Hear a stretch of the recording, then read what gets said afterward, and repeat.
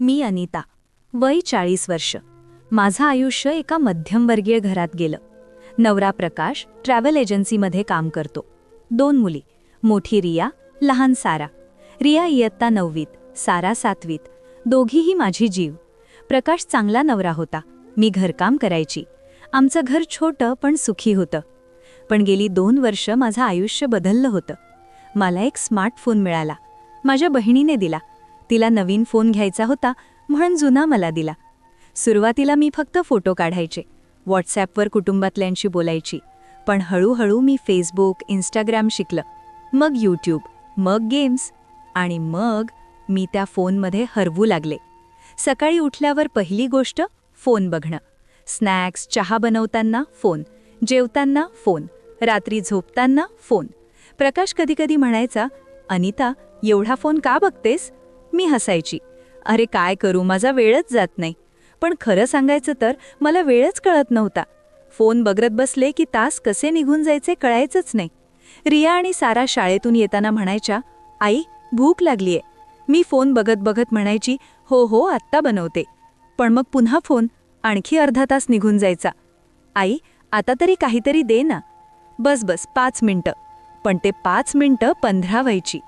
एके दिवशी रिया शाळेतून रडत आली. तिचे डोळे भरलेले. मी फोन बाजूला ठेवला. "काय झालं बेटा?" "आई, आज शाळेत सगळ्यांनी माझी चेष्टा केली." "का? काय झालं?" रिया रडत म्हणाली, "आज पालकांची सभा होती. तू आलीस, पण तू पूर्ण वेळ फोन बघत होतीस. टीचरनी तुला 2दा बोलावलं, पण तू ऐकलंच नाही." मला आठवलं, खरंच आज सभा होती.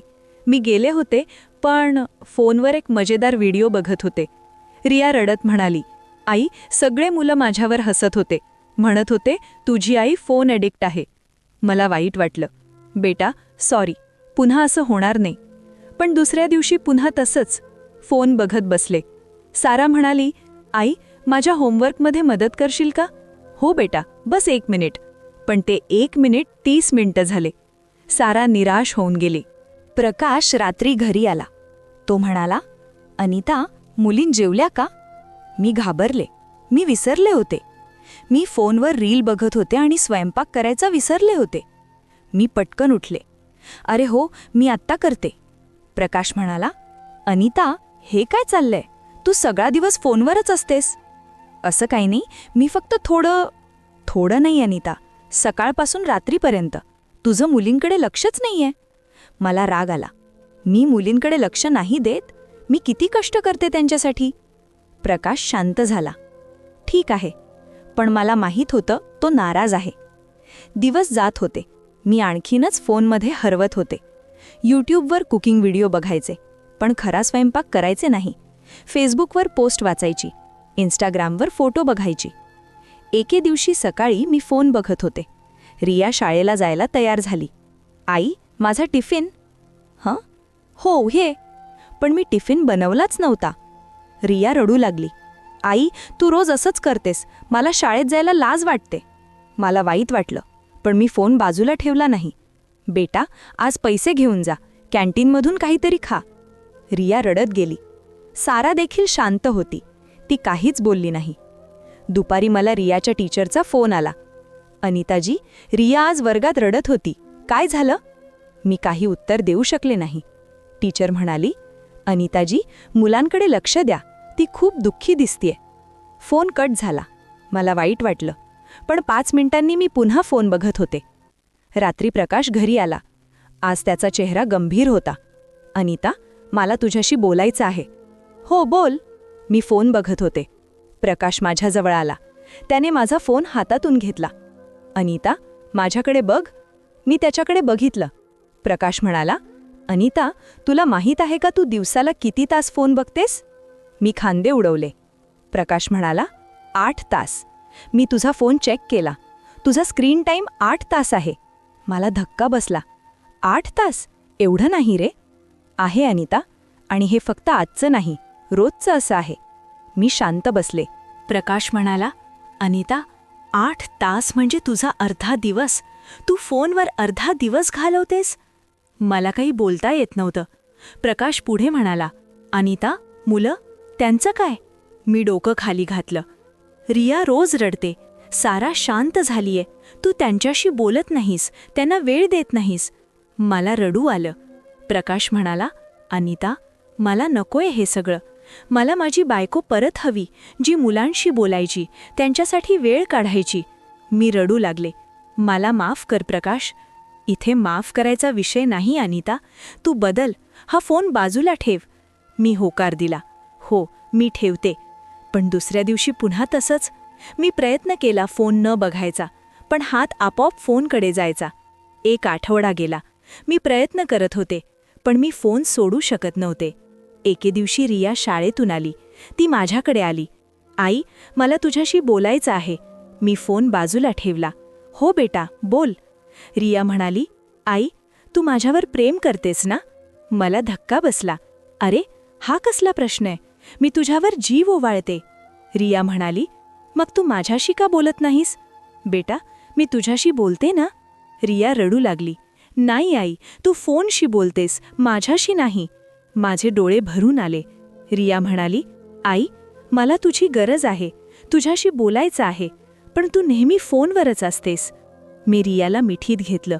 बेटा, मला माफ कर. रिया रडत म्हणाली, आई, प्लीज, हा फोन बाजूला ठेव. मी म्हणाले, हो बेटा, मी ठेवते. पण मी ठेवू शकत नव्हते. मी व्यसनी झाले होते. दुसऱ्या दिवशी सकाळी मी फोन बघत होते. सारा माझ्याकडे आली. आई, आज माझा वाढदिवस आहे. मी म्हणाले, हो बेटा, मला माहीत आहे, पण मला खरं तर लक्षातच नव्हतं. सारा म्हणाली, आई, तू माझ्यासाठी केक बनवशील ना? हो हो, नक्की. पण मी फोन बघत राहिले.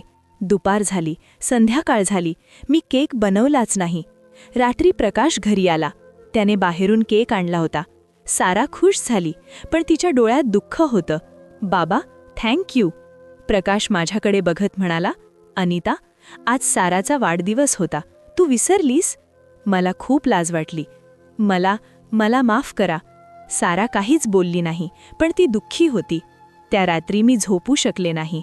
मी काय करतेय? माझ्या मुलींना मी दुःखी करतेय. दुसऱ्या दिवशी मी ठरवलं, आज मी फोन बघणार नाही. सकाळी मी फोन बंद केला, ड्रॉवरमध्ये ठेवला. पण 1 तास झाला, मला फोनची आठवण येऊ लागली. हात चाळत होता, मन अस्वस्थ होत होतं. मी प्रयत्न केला, पण 2 तासांनी मी हार मानली. मी फोन काढला, चालू केला, आणि मग मी 6 तास सलग फोन बघत बसले. रिया आणि सारा शाळेतून आल्या, भुकेल्या, पण मी जेवण बनवलं नव्हतं. रिया रडू लागली, आई, तुला काय झालंय? तू बदललीयस. मी काहीच बोलू शकले नाही. सारा शांत होती. ती काहीच बोलली नाही, पण तिचे डोळे बोलत होते. रात्री प्रकाश आला. त्याने सगळं बघितलं. तो खूप नाराज झाला. अनिता, थांब, मी काही बोलत नाही. रिया, तू बोल तुझ्या आईशी. रिया माझ्याकडे आली. तिच्या हातात काहीतरी होतं. आई, हे बघ. तो एक कागद होता. तिने तो उघडला. त्यावर एक पत्र लिहिलं होतं. प्रिय आई, मला तुझी खूप आठवण येते. तू पूर्वी माझ्याशी बोलायचीस, माझे होमवर्क बघायचीस, मला गोष्टी सांगायचीस, पण आता तू फक्त फोन बघतेस. मला वाटतं तुला मी नको आहे. मला वाटतं तू माझ्यावर प्रेम करत नाहीस. आई, प्लीज परत ये. मला माझी आई हवी आहे. तुझी रिया.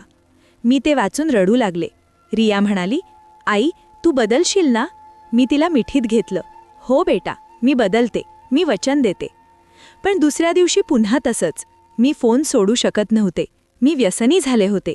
हे मला समजलं होतं, पण मी काहीही करू शकत नव्हते. आणखी 1 आठवडा गेला. मुलं खूप दुःखी होत होती. प्रकाश नाराज होता. एके दिवशी सकाळी मी फोन बघत होते. अचानक रिया आत आली.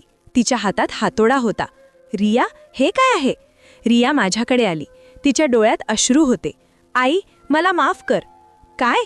आणि मग रियाने माझ्या हातातून फोन हिसकावला, जमिनीवर टाकला आणि हातोड्याने फोडला. गडगडगड फोन तुटला. मी आरडाओरडा केला, रिया, तू हे काय केलंस?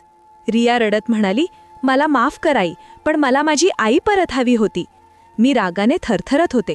रिया, हा फोन किती महागडा होता माहीत आहे का? रिया रडत म्हणाली, मला माहीत आहे आई, पण तू किती मौल्यवान आहेस ते तुला माहीत आहे का? मी थांबले. रिया पुढे म्हणाली, आई, तू फोनपेक्षा किती 1000 पट महत्वाची आहेस. पण तू ते विसरलीयस. सारा देखील रडत आली. आई, आम्हाला तुझी गरज आहे, फोनची नाही. प्रकाश बाहेर आला. त्याने सगळं बघितलं होतं. अनिता, मुली बरोबर म्हणत आहेत. मी रडत जमिनीवर बसले. मी माझा तुटलेला फोन बघत होते. आणि मग मला काहीतरी कळलं. मी त्या तुटलेल्या फोनकडे बघत होते आणि मला माझं तुटलेलं आयुष्य दिसलं. मी रडत म्हणाले, मला माफ करा, मी खूप वाईट आई आहे. रिया आणि सारा माझ्याजवळ आल्या. त्यांनी मला मिठी मारली. आई, तू वाईट नाहीस, तू फक्त चुकलीस आणि आता तू बदलशील. मी मुलींना घट्ट धरलं. प्रकाश म्हणाला, अनिता, तू व्यसनाधीन होतीस, पण आता तू मुक्त होशील. मी होकार दिला.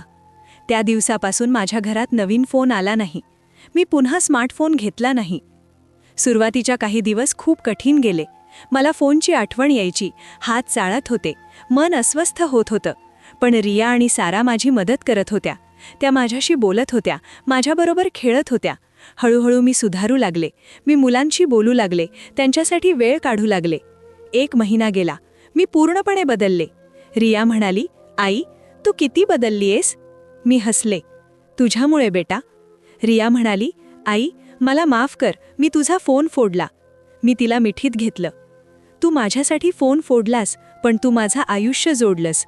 सारा म्हणाली, आई, आता तू पूर्वीसारखी झालीयस. मी दोघींना मिठीत घेतलं. प्रकाश म्हणाला, अनिता, तू खूप धाडसी आहेस, तू फोनचं व्यसन सोडलंस. मी म्हणाले, नाही प्रकाश, रियाने धाडस केलं, तिने माझा फोन फोडला. 3 महिने गेले. माझं आयुष्य पूर्णपणे बदललं. मी आता मुलांसाठी वेळ काढते, त्यांच्याशी बोलते, त्यांचे होमवर्क बघते, त्यांना गोष्टी सांगते. रिया आणि सारा खूप खुश आहेत. प्रकाश देखील आनंदी आहे. पण एके दिवशी रिया माझ्याकडे आली. आई, मला तुला काहीतरी सांगायचं आहे. मी तिच्याकडे बघितलं. रिया म्हणाली, आई, मी तुझा फोन फोडला ते फक्त तुला फोनपासून दूर करायला नाही. मला काही समजलं नाही. मग? रिया खोल श्वास घेत म्हणाली, आई, मला तुला दाखवायचं होतं की तू किती मौल्यवान आहेस. मी ऐकत राहिले. रिया पुढे म्हणाली, आई, तू रोज 8 तास फोन बघायचीस, म्हणजे दिवसाचा 3रा भाग. आणि तू रात्री 6 तास झोपायचीस, म्हणजे आणखी 4था भाग. मी समजू लागले. रिया म्हणाली, आई, यातून तुला किती वेळ उरला? फक्त 10 तास. त्यातून तू स्वयंपाक, घरकाम, अंघोळ करायचीस, मग आमच्यासाठी किती वेळ उरला? माझे डोळे भरून आले. रिया म्हणाली, आई, आम्हाला तुझ्याबरोबर फक्त 2 तास मिळत होते, फक्त 2. आणि ते पण तू नीट नसायचीस, तुझं मन फोनवरच असायचं. मी रडू लागले. रिया म्हणाली, आई, मी तुझा फोन फोडला, कारण मला माझी आई परत हवी होती, पूर्णपणे. फक्त 2 तास नाही, जास्त वेळ. मी रियाला घट्ट मिठीत घेतलं. बेटा, तू किती समजूतदार आहेस. रिया म्हणाली, आई, आणि एक गोष्ट. मी तिच्याकडे बघितलं.